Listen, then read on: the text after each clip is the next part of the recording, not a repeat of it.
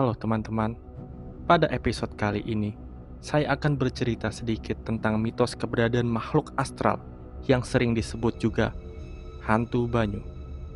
Jadi teman-teman, apakah kalian sudah pernah mendengar tentang keberadaan sosok hantu satu ini? Dan penasaran seperti apa kisah mitos dari hantu ini?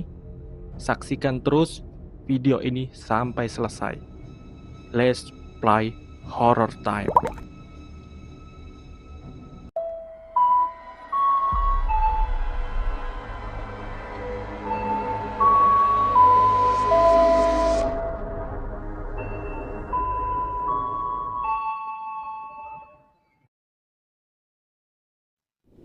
Sebelum saya menjelaskan kisah horornya lebih lanjut, saya akan menjelaskan sedikit seputar tentang lokasi penampakan hantu satu ini.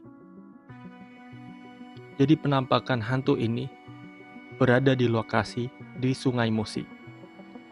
Jadi Sungai Musi itu terletak di Sumatera Selatan, Indonesia. Dengan panjang 700 km, sungai ini merupakan yang terpanjang di Pulau Sumatera dan membelah kota Palembang menjadi dua bagian. Jembatan Ampera yang menjadi ikon kota Palembang pun melintas di atas sungai ini. Sungai Musi mempunyai panjang sekitar 700 km, mempunyai lebar sekitar 300 meter, dan kedalaman sekitar 15-20 meter, terpanjang di Pulau Sumatera. Sungai Musi menjadi bagian dari sejarah zaman Kerajaan Sriwijaya hingga sekarang, dan Sungai Musi terkenal sebagai sarana transportasi utama bagi masyarakat. Sungai Musi ini terkenal sebagai sarana utama transportasi kerajaan dan masyarakat.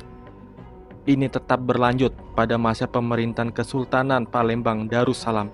Hingga kini Sungai Musi masih menjadi alternatif jalur transportasi ke daerah tertentu dan untuk kepentingan tertentu. Nah, di sebalik keindahan Sungai Musi ini, ternyata konon di sana mempunyai cerita mistis yang dipercaya menjadi tempat bersemayamnya makhluk astral yang bernama hantu banyu. Namun, di balik ceritanya yang horor, hantu banyu ternyata juga mempunyai kisah lain, yakni pesan yang berkaitan dengan ekologis dan alam sekitar.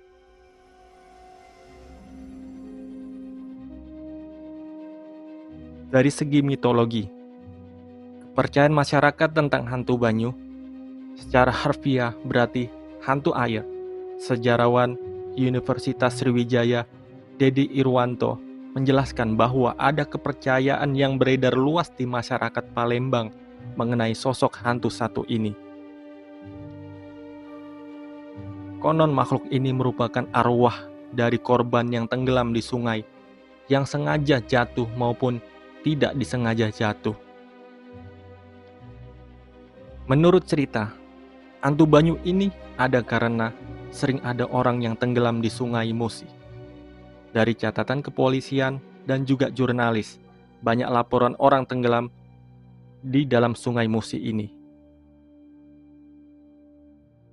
Menurut kepercayaan lainnya, adalah bahwa sosok hantu banyu inilah yang menahan jiwa-jiwa mereka yang jatuh dan tenggelam di sungai, terutama anak-anak kecil. Tubuh mereka yang jatuh biasanya sulit ditemukan karena ditahan atau dimakan oleh hantu banyu ini. Butuh bantuan khusus dari pawang untuk bisa menemukan jasad orang yang tenggelam di dalam Sungai Musi ini. Jika ada orang yang tenggelam, nanti akan didatangkan pawang dari daerah Pamulutan, Ogan Ilir. Nah, Ogan Ilir itu adalah salah satu kabupaten di Provinsi Sumatera Selatan, Indonesia. Jadi, usai tenggelam, pawang akan membacakan doa-doa dan mayat akan muncul sendiri ke permukaan Sungai Musi. Oke, itu tadi kita bahas dari segi mitologi. Sekarang kita bahas dari segi Asal-usul hantu Banyu. Asal-usul pertama, hantu Banyu sebenarnya menurut legenda setempat, hantu Banyu dikenal sebagai salah satu cerita yang disampaikan oleh orang tua kepada anak-anaknya agar berhati-hati ketika bermain di sekitar sungai. Dan cerita inilah yang juga dipercaya benar oleh sebagian masyarakat Sumatera Selatan. Nah, itu tadi asal-usul yang pertama. Dan asal-usul tentang hantu Banyu yang kedua, hantu Banyu juga berawal dari seorang putra mahkota. Katanya, putra mahkota ini mendapat kutukan yang kulitnya berbau busuk. Kutukan itu disebut akan hilang jika si putra mahkota ini menemukan jodohnya. Namun, ada syarat dari jodoh tersebut, yakni haruslah seorang perempuan yang lahir tanpa ari-ari. Jadi, singkat ceritanya, ternyata ada putri dari kerajaan tetangga yang memenuhi syarat tersebut dan mereka pun dinikahkan. Namun, putri tersebut tidak tahan dengan bau busuk sang putra mahkota, sehingga dia pun memutuskan untuk terjun ke sungai. Jadi, menurut kisah legenda tersebut, sang putrilah yang diyakini menjadi sosok hantu Banyu. Dari kejadian itu, hantu Banyu disebut memiliki ciri-ciri berbau busuk dan amis. Sekarang asal-usul yang ketiga, hantu Banyu itu yaitu hantu penunggu sungai Musi sejak zaman kerajaan dulu. Bentuknya dia itu seperti sosok kuntilanak, wanita baju putih. Katanya hantu Banyu disebut memiliki ciri-ciri berbau busuk dan amis. Sosok ini muncul saat air sungai mulai pasang atau menjelang maghrib. Saat sosok hantu Banyu muncul, diyakini orang-orang yang masih berada di pinggir sungai akan hanyut. Hantu Banyu, ada yang percaya dan ada juga yang tidak percaya. Namun, makhluk ini selalu dikaitkan dengan hilangnya seseorang di Sungai Musi. Itu tadi yang saya bawakan adalah tentang mitologi kepercayaan masyarakat dulu. Katanya hantu Banyu ciri-cirinya seperti yang saya sudah jelaskan tadi. Sekarang menurut cerita masyarakat. Jadi cerita masyarakat ini ada beberapa versi. Jadi saya akan menjelaskan cerita masyarakat yang versi pertama. Udin Marugan, seorang tour guide di Sungai Musi. Berdasarkan pengalamannya, kehadiran hantu Banyu dapat dideteksi lewat beberapa tanda. Antara lain tanda-tandanya, air sungai berwarna coklat susu, permukaan air tenang, tetapi bagian bawah permukaannya berputar-putar, atau permukaan air terasa hangat, tetapi bagian bawahnya dingin. Itu menurut cerita masyarakat yang pertama. Menurut cerita masyarakat yang kedua,